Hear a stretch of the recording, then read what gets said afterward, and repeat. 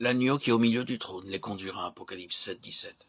Mis à mort ici-bas, glorifié au ciel, investi du pouvoir de juger, l'agneau nous est maintenant révélé comme le conducteur des rachetés, le chef des légions, qui s'est acquise par son sang, de toute nation et de toute langue.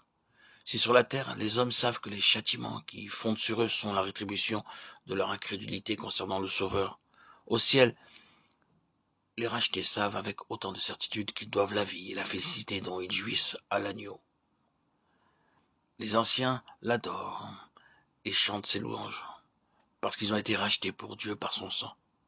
L'apôtre est mis en présence d'une grande multitude que personne ne peut compter de toute nation et langue, Apocalypse 7, 19, 17, qui se tient devant le trône de Dieu et le sert jour et nuit.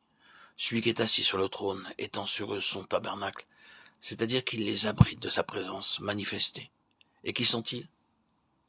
Ce sont ceux qui ont lavé leur robe dans le sang de l'agneau, et celui qui, à cause de la joie qui lui était proposée, souffrit la croix. Lui-même devient leur berger.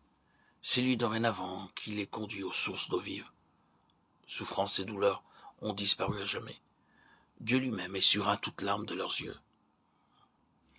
Au chapitre 14e, nous voyons encore l'agneau à la tête d'une compagnie dont le nombre est cette fois déterminé, Apocalypse 14, 14.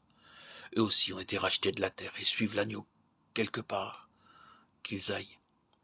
Ils feront la guerre à l'agneau, mais l'agneau les vaincra, Apocalypse 17, 14. Au fur et à mesure que les sceaux sont brisés, que les trompettes retentissent, une succession de jugements atteignent un monde qui se livre de plus en plus à l'iniquité, jusqu'à ce qu'enfin une voix retentisse dans le ciel, voix qui s'élève des quatre cornes de l'autel d'or et crie vengeance. Sous l'ancienne alliance, les cornes de cet autel recevant le sang des sacrifices offerts sur l'autel d'airain, ce sang était un appel à la grâce, à la miséricorde.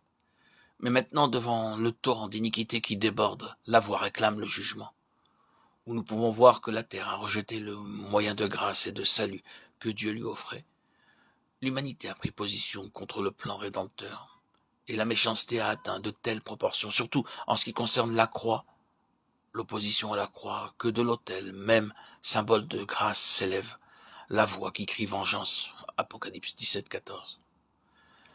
Une succession de tableaux nous montre les hommes sous la domination des puissances sataniques. Ici et là, quelques compagnies de vainqueurs sortent de la grande tribulation.